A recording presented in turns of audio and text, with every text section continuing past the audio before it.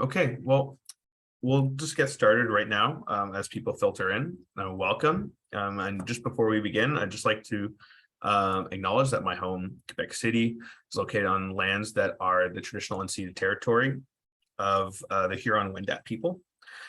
I also have a few housekeeping items to get out of the way. If you have any questions, like I mentioned before, please use the Q&A feature in Zoom. Alternatively, if you for some reason can't find the Q&A feature, you can always use the chat, but we prefer the Q&A feature, and we'll get to them as soon as we can.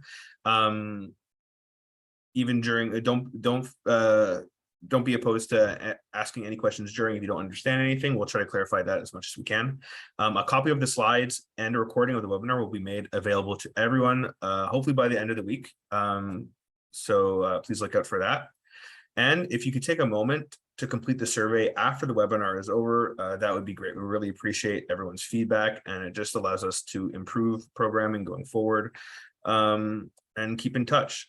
So with that out of the way, let's get started. And on behalf of CHPCA, I'm excited to welcome Dr. Dawn Guthrie.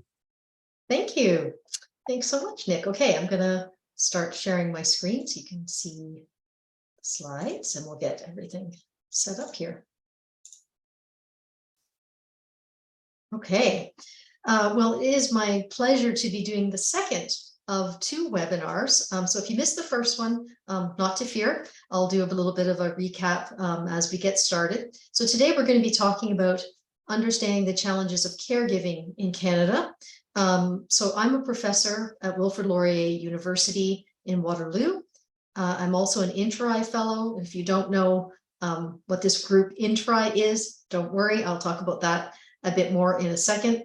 I also want to acknowledge Nicole Williams, who is the full-time research analyst that works with me, who's responsible for any and all data analysis that you see presented today. And I also want to acknowledge the funding. So the funding for this work comes from both the Canadian Institutes of Health Research, which is our national organization that funds health services, healthcare research in Canada, and also the Alzheimer's Society of Canada. And I also want to acknowledge the team. So as part of my CIHR grant, and I know you probably won't be able to read all these names, but you will get the slides later. And just want to acknowledge that there's a great team behind me. I'm the only one here today.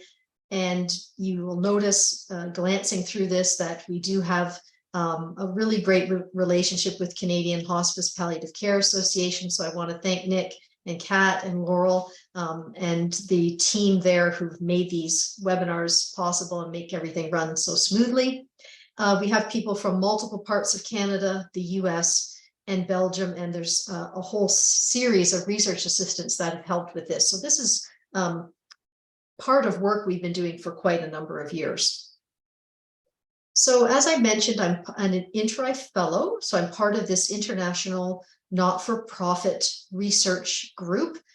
We have people from 37 countries around the world, and we do multinational research to develop, implement, and test standardized clinical assessment tools. And that's mostly what I was talking about at the webinar last week. So if you missed that and you want to learn a little bit more about interRAI and what we do and the kinds of data we have, that will be available at some point through CHPCA. And I also want to mention here that these tools are copyrighted, but we are always open to organizations using these interRAI tools. And I've created a link down at the bottom to the licensing information. So if your organization was thinking about maybe using some kind of interRAI tool, you want to learn a bit more, you can go to the main web page or to that link on licensing. But these instruments are not created for research purposes. They're created to be used as clinical assessments. And then it just so happens we can also use the data for research. So as I said, they're standardized. So when you see data from across different parts of Canada, you can rest assured that the assessments are using the exact same information, collecting it in the same way, scoring it in the exact same way. They are used quite widely in Canada and globally. And so the data can be used to understand the person. First and foremost, it's a clinical assessment to understand that individual, their needs, their preferences, their goals, and to guide care planning and service delivery.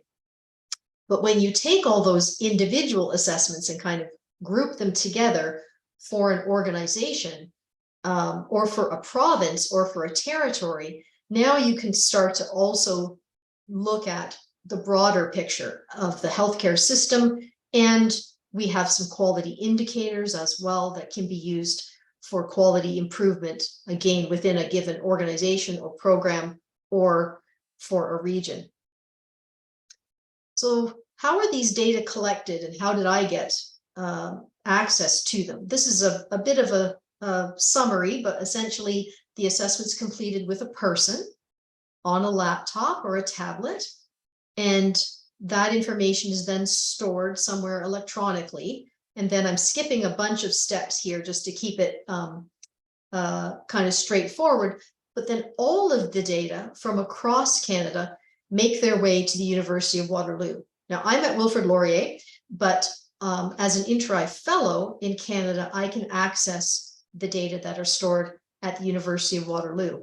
And so all the researchers who are part of interRAI and our students, which is also terrific because all of my students can have access to these data as part of their undergraduate or graduate level thesis projects. So that's kind of a snapshot of how the data are collected for the person. Then they make their way eventually to the University of Waterloo. And this is probably the most important kind of single slide when thinking about interRAI and interRAI tools. So you have the assessment in the center. It's done electronically. And then what I spoke about last week is I spoke about 3 of the 4 of those applications. So it can guide care planning. The data can be used to generate health index scales, and the data that are collected can be used to generate quality indicators. And that's without any other data collection.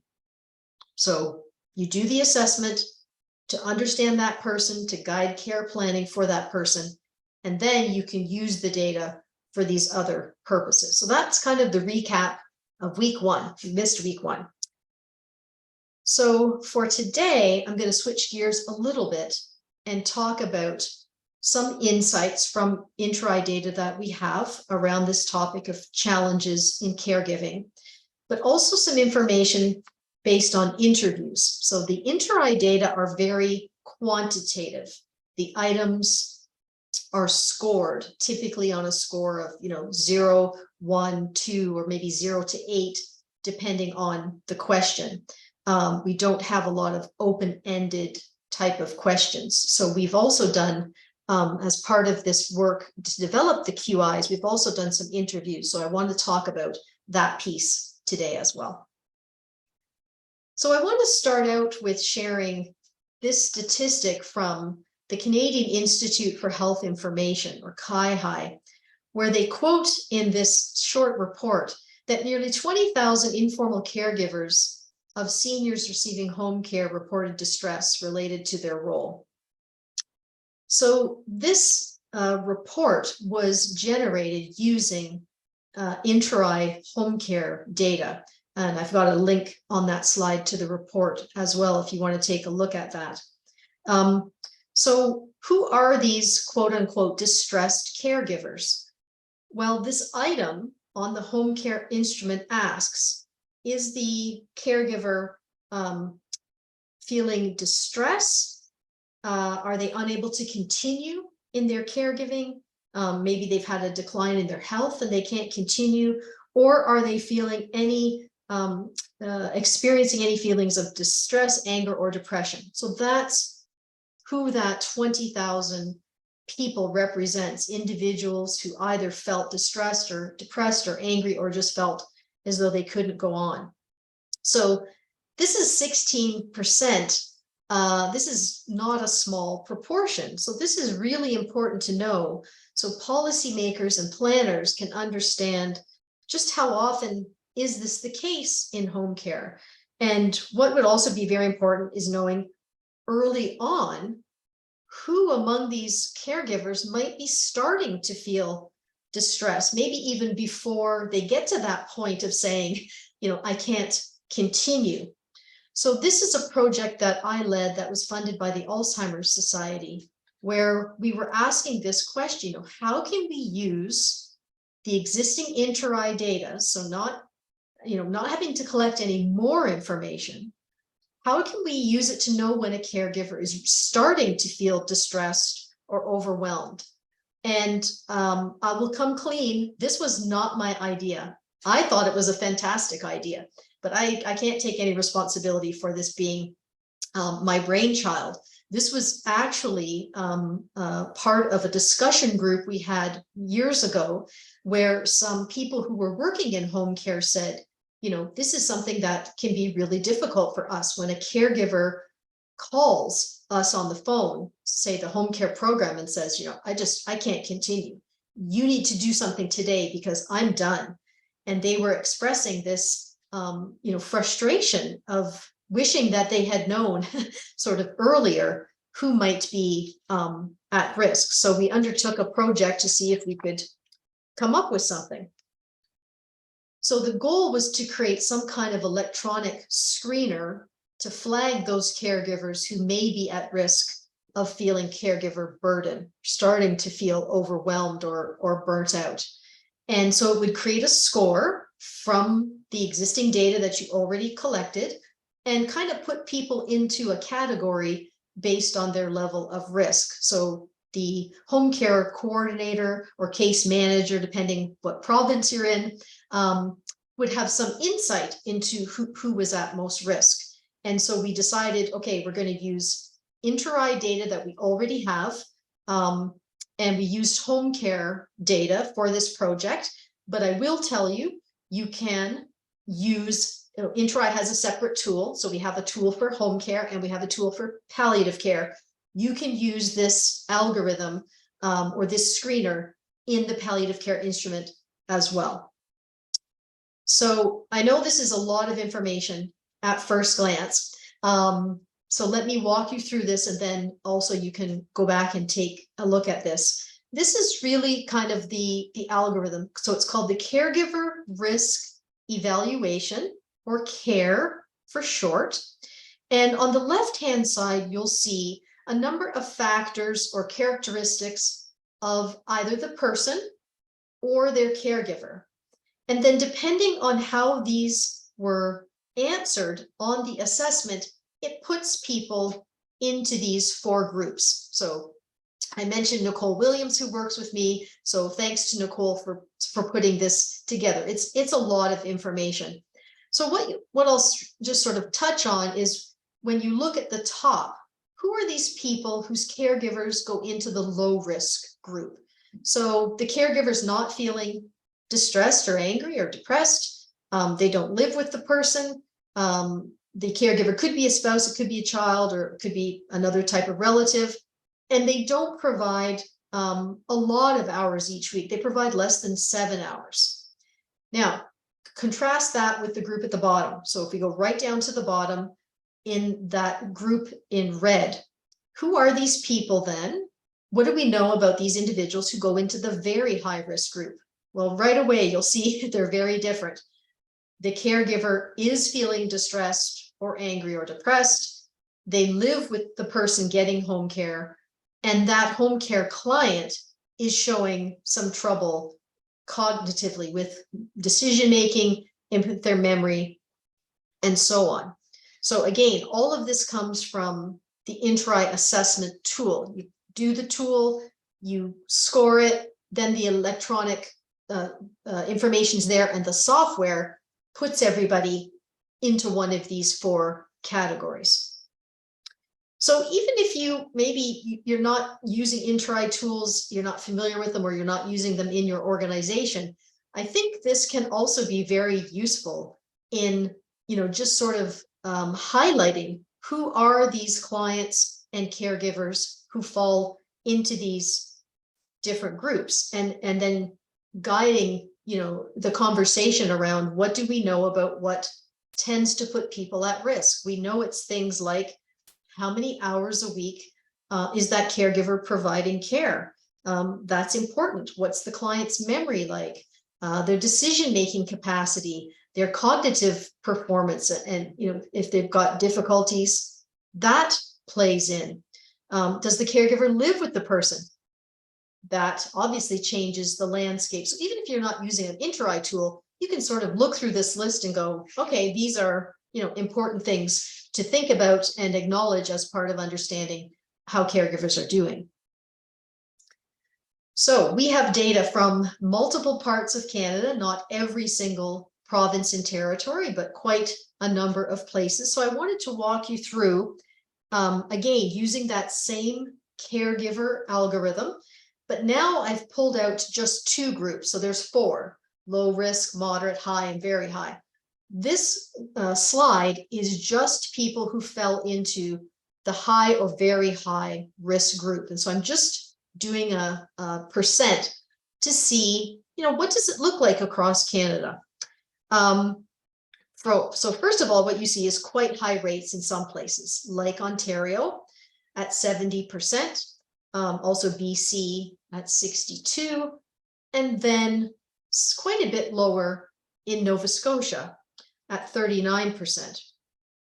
So immediately you might think, well, why is this? And I'm sorry, I'm not going to be able to answer that in any definitive way today, because we have not done the analysis at this point to really tease out, what's happening in these different places. But what I can say, what we do know is home care. So these are all home care clients assessed with the interRAI home care tool. We know that home care policies and programs and access is different from place to place. That may play into it. So I don't have a quick answer for that one. But what we can say with confidence is that these rates are quite high everywhere. So there's quite a high percentage of caregivers who are providing support to someone who's getting home care. Quite a high number of them are feeling distressed, or they're at high risk for caregiver burden down the road. So next I wanted to just talk about, those are just the percents. I wanted to look a little bit more closely at who are these individuals. So they're in the high or very high score on this care algorithm. And again, Nicole did all of this analysis for us, which is much appreciated. So what we can see here is that 75% of the clients, so the people getting home care, have some level of trouble with their cognitive functioning. So within the interRAI tool, we have a whole set of health index scales. One is called the Cognitive Performance Scale, and these are individuals who have some degree of challenge in terms of their cognitive functioning. 65% of caregivers live with the client. Half of the clients have symptoms of depression, not a diagnosis. This is signs or symptoms of depression among the clients. We don't have data on signs and symptoms of depression among the caregivers. So this is among the clients. And about 20% of the clients have severe pain every day. So in doing this research and looking more closely at these clients, and we know the caregivers are at high risk or very high risk, we've learned a lot about the situation that is happening in home care within these families, where the caregivers are feeling overwhelmed and possibly distressed. So that's all from the interRAI data that we already have. But although the interRAI information, is quite broad, gives us a lot of data, what we also wanted to understand was people's experiences with palliative care. So this is where talking to individuals is really important, and you get a lot of very rich information. And it also gave us a chance to just allow those family members to have a voice and to have an opportunity to share with us what their journey was like in receiving home-based palliative care, and clearly some of the challenges. So by using both the interRAI data and the qualitative data, which is how we would talk about, doing interviews gives us qualitative information. I think that's where we have, a lot of strength. It just gives us a much better, stronger picture of what's happening. So we interviewed 9 caregivers who were caring for someone who was receiving palliative home care. These represented multiple parts of Canada. We did try to recruit people who were receiving palliative care, and we tried quite hard across Canada, but we only ended up talking to one person who was actually the person receiving palliative home care, and then multiple caregivers. And we have written a very short little report for the e-hospice, which there's a link here. And we also wrote a peer-reviewed journal article, and there's a link to that paper as well if you want to read a little bit more detail about what we did. So all of these interviews were transcribed verbatim. In other words, someone typed out exactly what was said by the person doing the interview and by the person who was being interviewed. And we had a team of people led by Dr. Nicole Loomis, who had just finished her PhD at Laurier and led this work, since I don't have a lot of training in qualitative research. So we had a small group of people who read through all of these transcripts and then started to kind of put things into themes or, patterns that are emerging. What is it that quite a few people are talking about? And this little group of people, there was about 5 people, and I kind of sat in on some of these meetings. And so they met to talk about, what am I seeing? What do I think I'm hearing from these interviews? Where are there similarities? Where are there differences? All of that is part of that analytic process. And then all of the data were grouped into these sort of major themes that kind of encapsulate what people are talking about. And again, that paper really goes into this in a lot of detail. So these are 3 of the key themes that kind of emerged from that process. And then these boxes on the left, those titles, those are what we assigned it. So we just gave it this label, caregiver as an anchor. And what does that incorporate? Well, it incorporates people talking about, as a caregiver, being part of the team, sometimes feeling trapped by the healthcare system, sometimes not feeling respected. Bewildering system is another different theme, where there was, sometimes a disconnect between what the family expected from the home care system and what the system could really offer them. They talked about staffing. They talked about what happened in a crisis and who supported them through that, or what that was like. And they also talked about exceptional experiences, which I'll touch on a little bit towards the end of the presentation. Another key theme, was patient, caregiver, and family-centered care. So within this theme, people were talking about the psychosocial and the spiritual aspects of care. They talked about choice, advocacy, having a voice, or maybe sometimes the caregivers acting as that voice for their loved one, access to care. And they also talked about having to, trying to have a life beyond that diagnosis of whatever that life-limiting or serious illness was.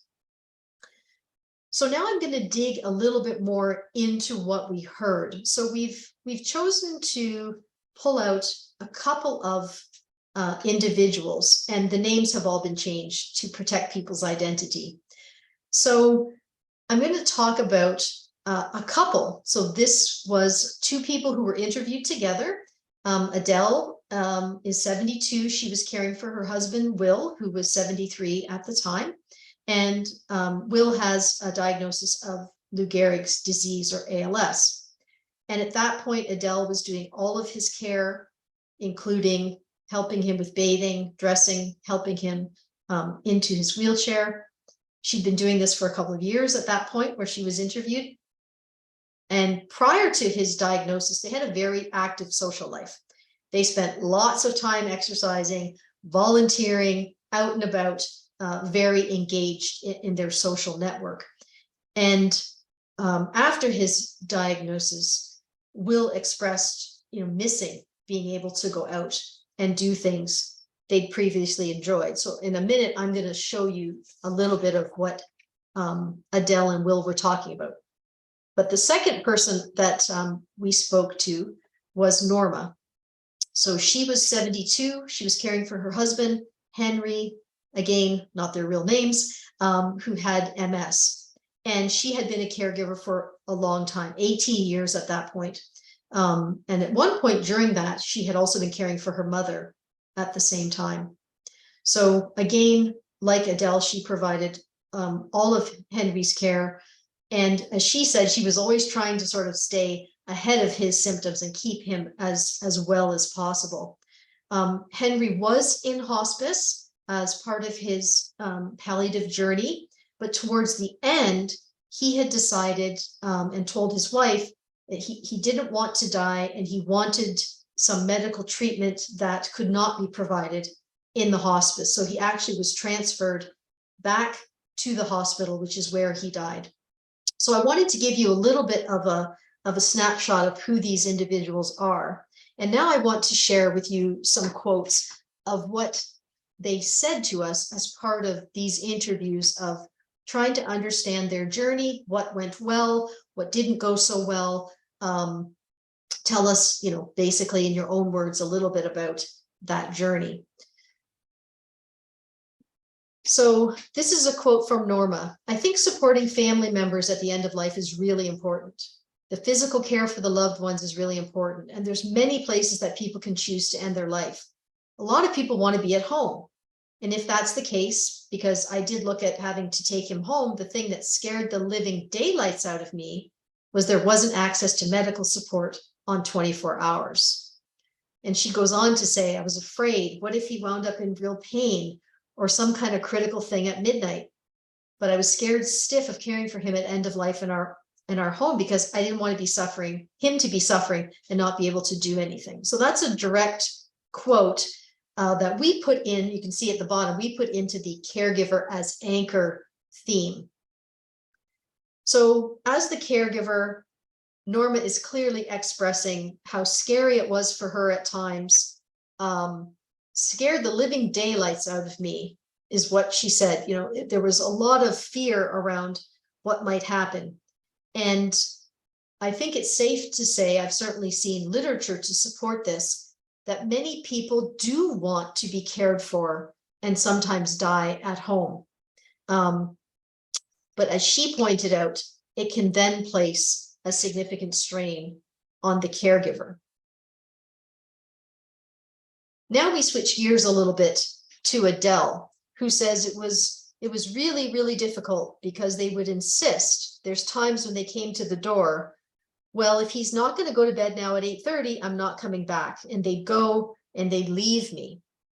This is talking about the supports coming in from the home care program.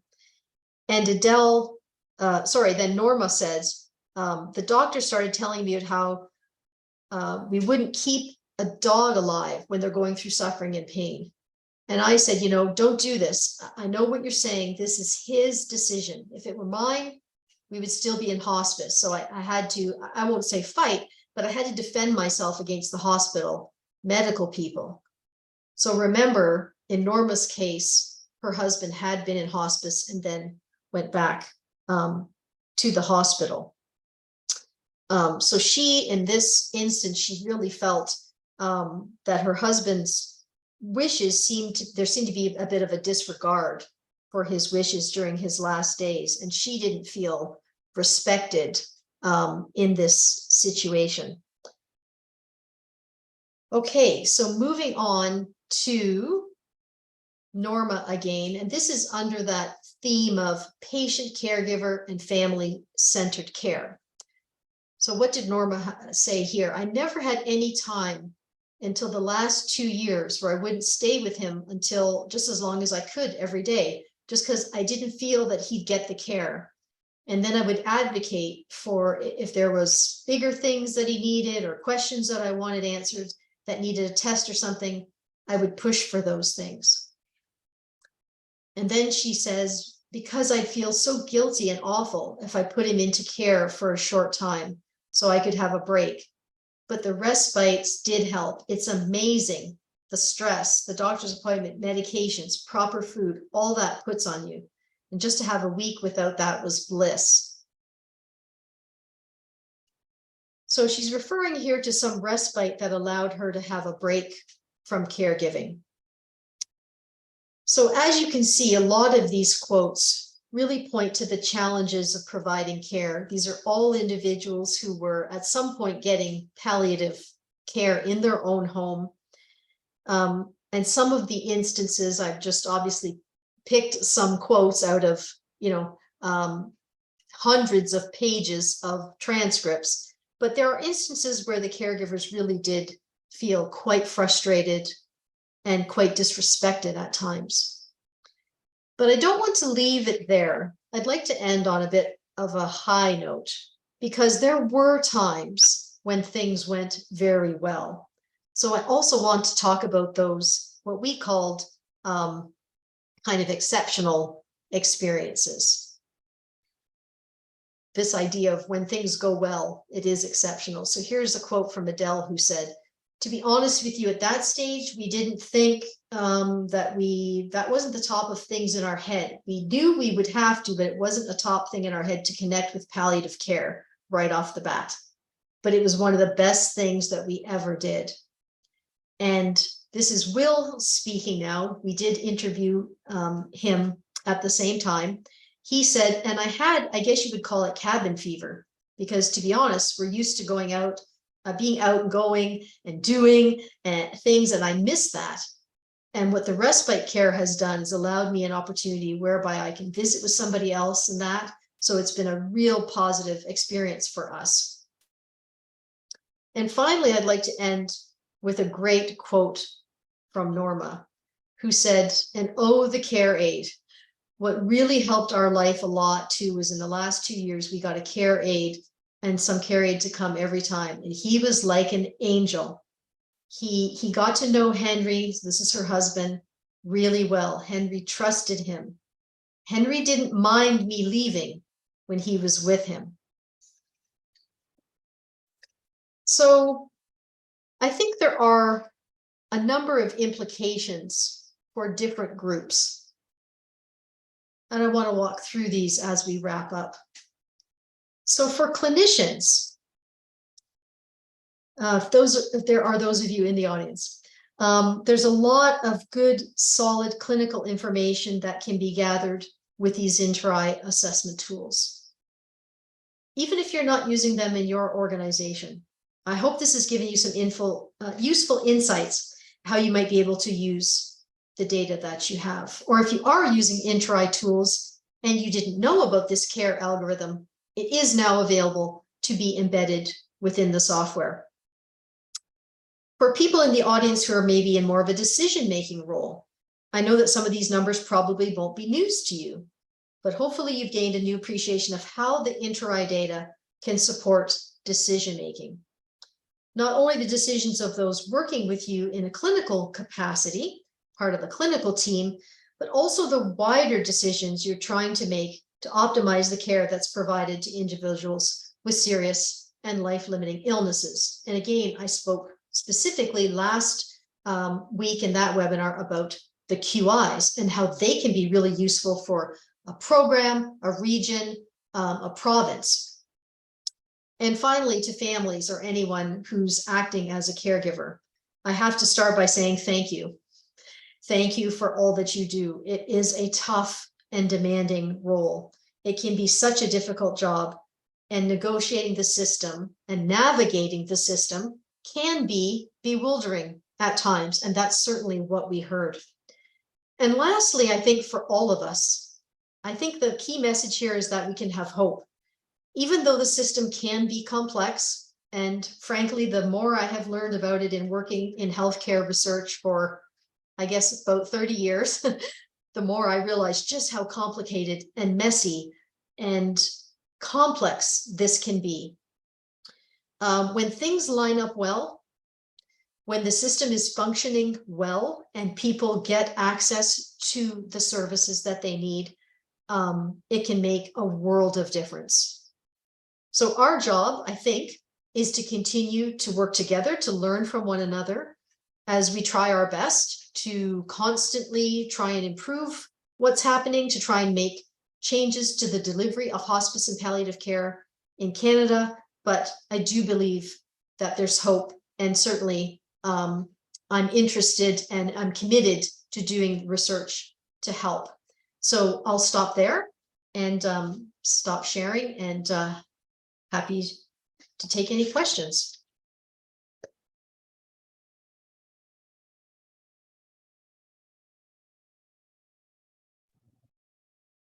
I can kick us off with a question. So the caregiver burden assessment tool, do you know of any examples or any organizations that are using it right now, or So I'm actually involved in a project also funded by the Alzheimer's Society of Canada. I'm not leading it. It's being led by Dr. Connie Schumacher at Brock University here in Ontario. But we are actually using the care algorithm. So you know how I showed putting people into those 4 groups? Yes. And then the project is actually having the case managers act on it and then tell us what they did. So, you know, did they put respite in? Did they connect the family with some other organizations or supports? So we're just literally just working on ethics for that right now. It's a 2-year project. So in a couple of years, I could come back with an answer about, you know, how did people find it? Did this care algorithm work the way they thought? Was it useful? Were there challenges? What advice, you know, do you have for us going forward? So I'm very pleased that, you know, we're going to be able to dig into this a little bit more and really understand how people are using it sort of day to day. Sandra from Saskatchewan asked why Saskatchewan was not included. I think maybe on the map there was a bit of a gap there. There are some gaps, yes. So as it turns out, we don't have data in home care from Saskatchewan, interRAI data. We do have long-term care data from nursing homes, but not home care. So those gaps that you see just means that that particular province or territory has not either taken it up provincially. So some provinces have just said, we're going to use this thing like everywhere. In Ontario, for instance. Others, it's more little pockets, but what it means is we don't have anybody using the home care tool in Saskatchewan. And if anyone is interested in any of the interRAI tools and maybe getting a look at them or talking about them or how might we get going, please reach out. I would be so pleased to try and answer your questions or direct you somewhere else. If you're like, you know, we're thinking about it, but we don't know, and we've got questions, please send me an email. I'd be happy to talk. I'll include your email in the follow-up message that we sent to folks who registered. And I think it's on the last slide too, Nick. I think I put it perfect. on the thank you. I didn't show the thank you slide. I skipped it, but I think it's there as well. But yeah. Okay, yeah. I guess building on that, Marlene is asking where one can access this software. Oh, okay. There's multiple software vendors. So, and I don't know the names of all of them off the top of my head, but the software vendors have to enter a licensing agreement with interRAI because the tools are copyrighted. So you can't just take the assessment and just go out and make software. You have to have an agreement with interRAI, but I could send you a list if you wanted to email me and just say, you know, which software vendors are licensed for, and then just tell me, like, are you interested in the home care tool or long-term care or palliative care, and I could send you a list of vendors. Perfect.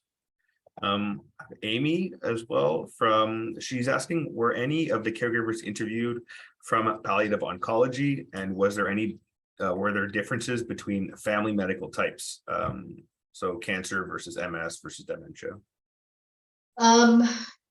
Cancer oncology, I'm not 100% sure. We certainly had people who were receiving palliative care because of a cancer diagnosis in amongst that group of 9. And they were all getting palliative care, but to what extent cancer was represented in the 9 more so maybe than other diagnoses. You know, we have in these 2 examples, we have someone with MS and someone with ALS. I just can't remember, to be honest, whether the rest of them were mostly cancer or not. It's just not off the top of my head, but happy to follow up if you want to email me. Perfect. We have Sarah is asking, there are specific supports available for caregivers for their own emotional support. There are, and increasingly, I would say, certainly through organizations like the Alzheimer's Society. It varies a lot from place to place. So as I mentioned, this other new project that I'm part of what we're doing to start that project is just finding out. So we have 3 different provinces involved. The first thing we're doing is asking them, what is available right now to caregivers that you use, so that we can get a little bit of a lay of the land, because it varies so much from place to place and where you live.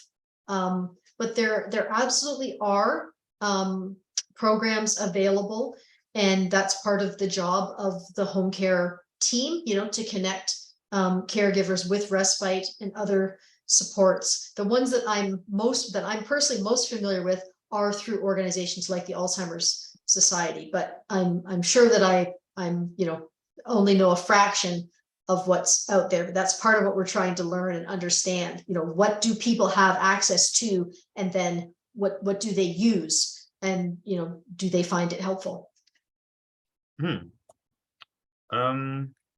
There's a question, do we have this in BC? So I'm not 100% sure what they mean by this, but I'm sure you can figure it out. Well, the home care tool is used widely in BC. So people can absolutely are using the interRAI home care tool, which means you can get the care algorithm. I'm not sure where things are at with the care algorithm being built into the software. It is available for software vendors. It's been available for a little while, but that takes a bit of time to sort of trickle down, because it has to come from, you know, interRAI and then to the software vendors, and you know, and they have to write the code kind of behind the scenes. So it's certainly available. If it's not there, it's available. Okay, sorry, I just got a bunch of questions. So there's one person, Marnie, was wondering, are patient family caregivers given the brochure Edith to help with end of life in the home, just in reference to the one that was scared about end of life happening at home? And I'm not 100% sure. I'm not familiar with Edith.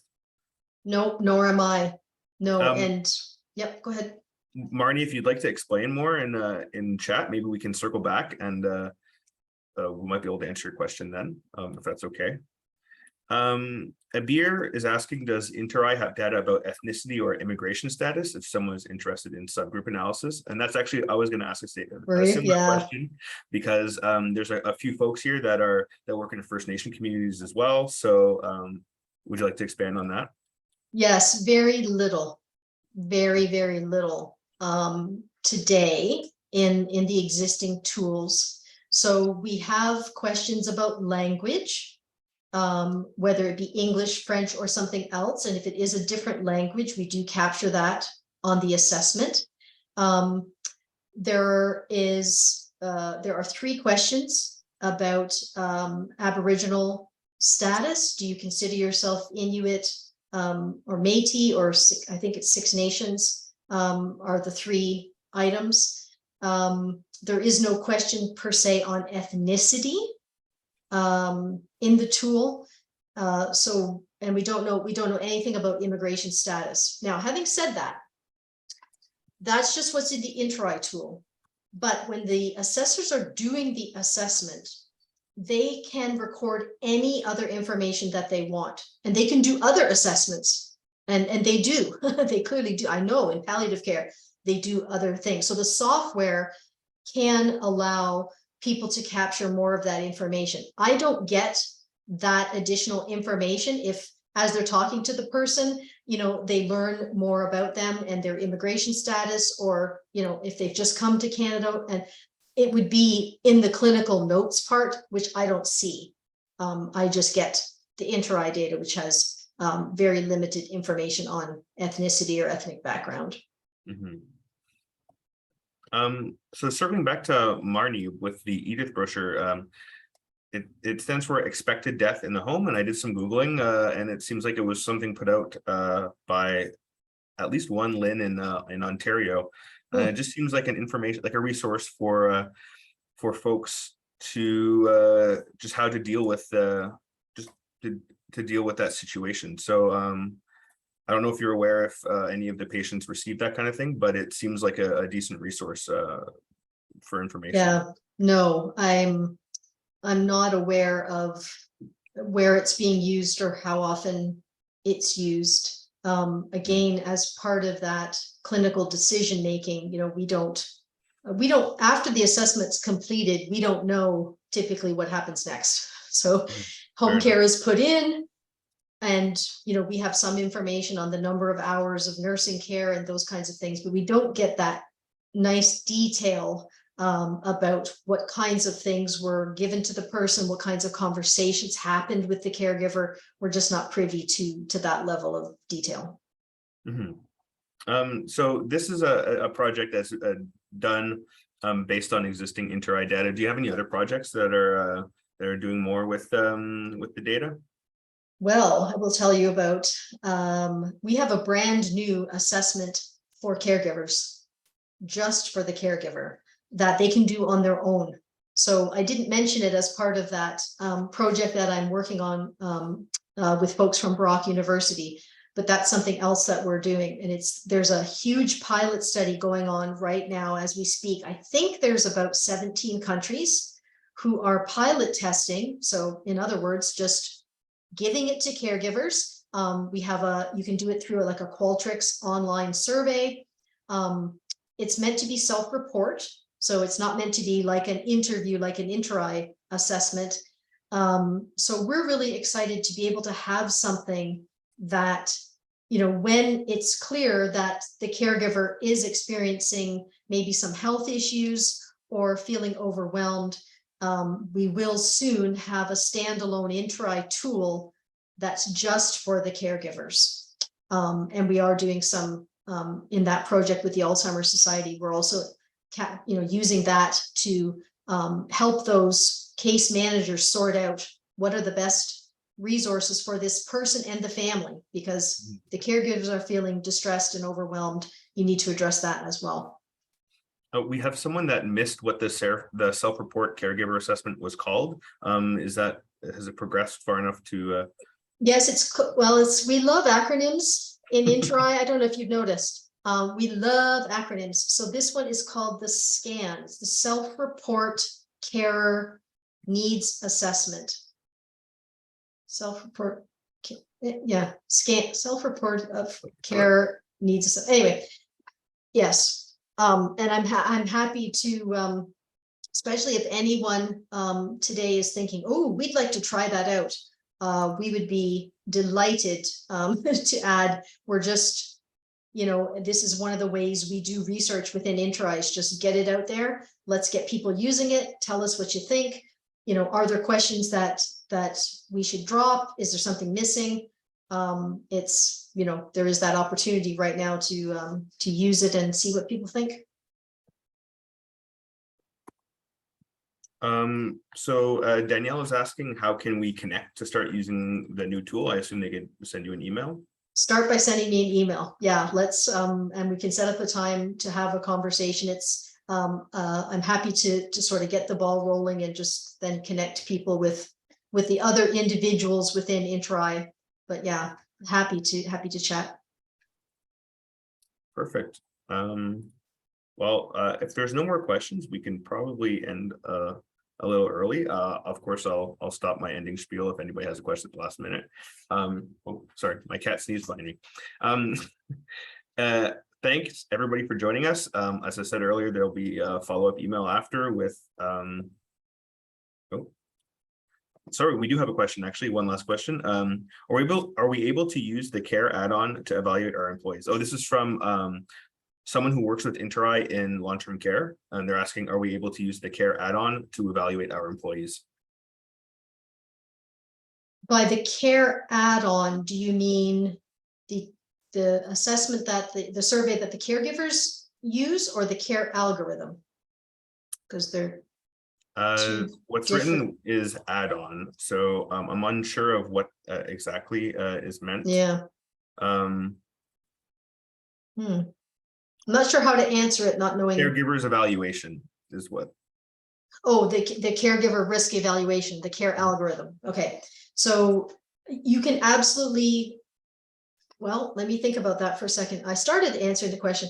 There will be some items that you do not have if you're using, say, the MDS 2.0 or the interRAI LTCF that are in the care algorithm, because there are questions in there about hours of support given by the caregiver, which in long-term care, we don't capture that on the assessment because the caregivers aren't expected to provide care. They often do, but they're not expected to. So I'd have to go back and take a look to see whether or not we could use the care algorithm with long-term care data. But if you want to shoot me an email, I'm happy to take a peek at that and see if that's, we have not been asked that question. We've, basically been only people asking about sort of home care and palliative care, but not long-term care. So I'd have to put my thinking cap on about that one. Perfect. Okay, so I think we're done. So thanks everybody for joining us. Thank you, Don, for the wonderful presentation. It's super informative. Like I said, all the information, all the slides, and the webinar recording will be available in an email after. And please fill out the survey. We really appreciate your feedback.